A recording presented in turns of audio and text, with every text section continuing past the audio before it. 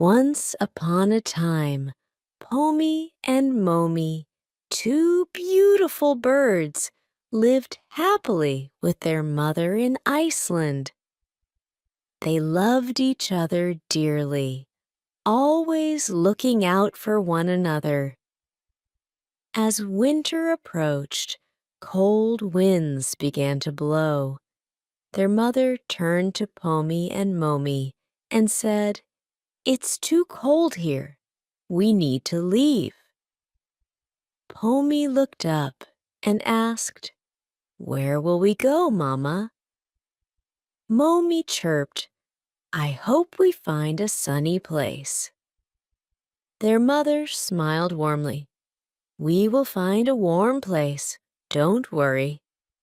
The following morning, they took off and commenced their extensive journey. Along the way, they stopped occasionally to rest and regain their strength. After days of flying, they finally arrived at a lush green forest. "This is exactly what we needed," Momi exclaimed joyfully. They landed and spent days resting, happily feasting on the scattered grains they found. After 2 days, their mother said, "It's time to build our home." "I'll gather twigs," Pommy said excitedly. "And I'll find soft leaves for the bedding," Momi added. Working together, they carefully bound the twigs to form sturdy walls and a strong floor. After constructing the home, they embellished it with vibrant flowers and gentle foliage. They made cozy beds from leaves and feathers.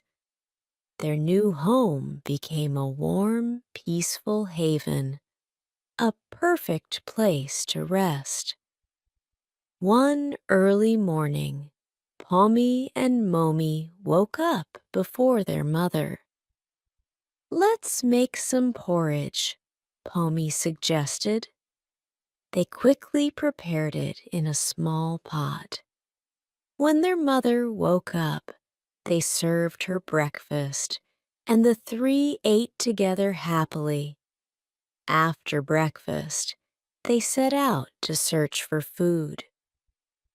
One day, Pomi noticed their mother still in bed, shivering.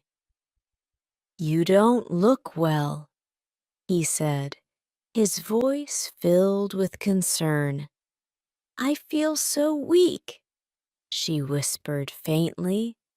"I think I have a fever." Pomi immediately rushed to find Momi. "We need to take her to Dr. Rabbit," he said urgently. They accompanied their mother to Dr. Rabbit's clinic, where he conducted an examination.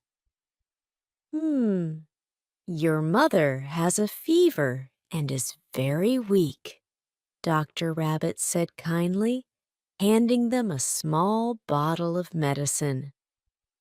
"Give her this, and she will feel better soon." Pomi and Momi helped their mother back home and cared for her while she recovered. One day, Pomi overheard a sparrow talking nearby. "I saw a man in the village spreading grains of maize and corn under the banyan tree," the sparrow said excitedly. After Pomi informed Momi, they decided to visit the tree to gather food. However, the village tree was far from their nest in the forest, and they returned empty-handed. One day, Pomi had an idea. "Our mother is too sick to fly and must be hungry," he said. "We must find a way to send her food.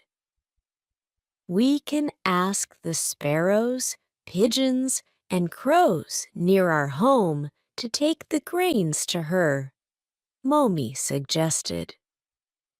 The next morning, Pomi and Momi flew to the banyan tree, collected grains, and gave some to their fellow birds.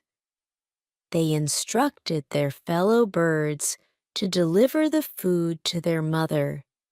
However, the clever birds consumed all the grains along the way, leaving nothing to deliver to their mother. Days later, Pomi sighed. I keep thinking about Mama. She must miss us, and I miss her too. Momi's eyes lit up.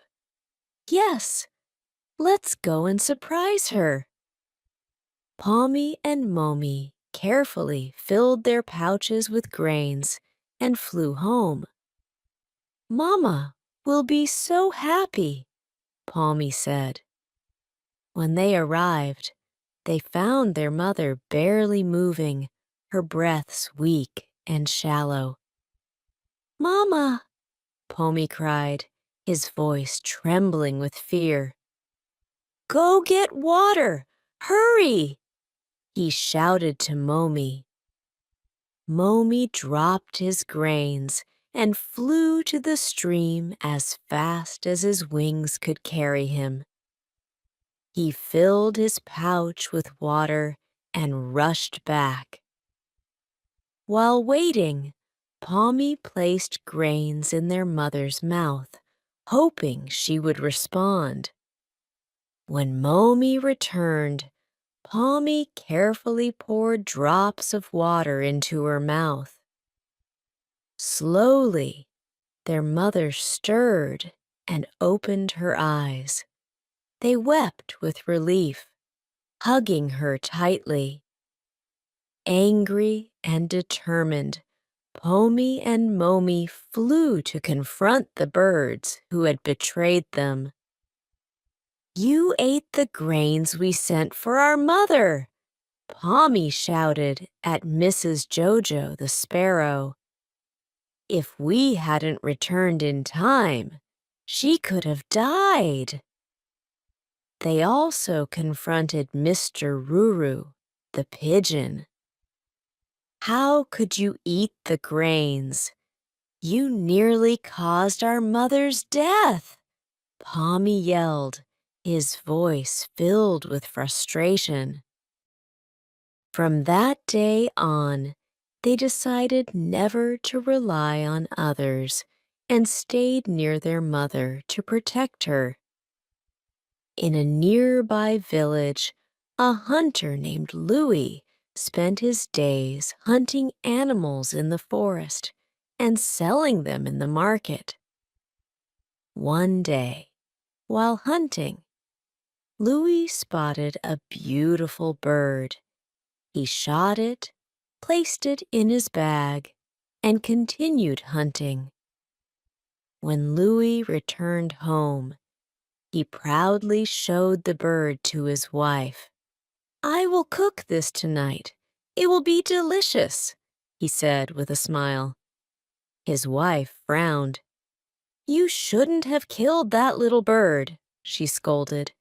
It's not enough to feed us, and it's cruel to take a life just for your taste. But Louis ignored her and enjoyed the bird with his children. One day, Louis returned to the forest and spotted Pomi, Momi, and their mother perched on a tree. Oh, how beautiful these birds are, he thought.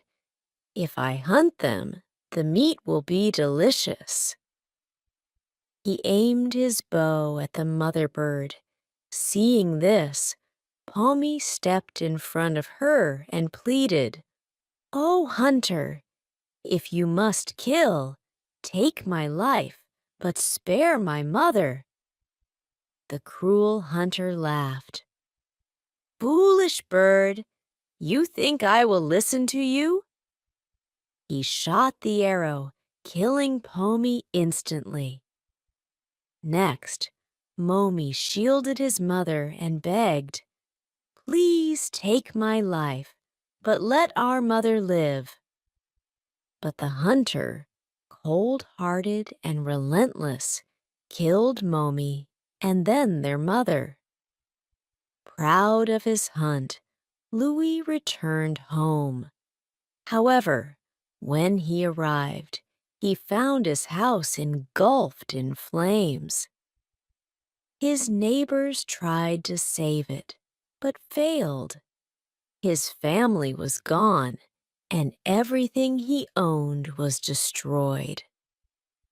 Tears streamed down Louis's face as he cried, "What have I done? This is my punishment." Moral: recklessness and cruelty lead to regret and loss.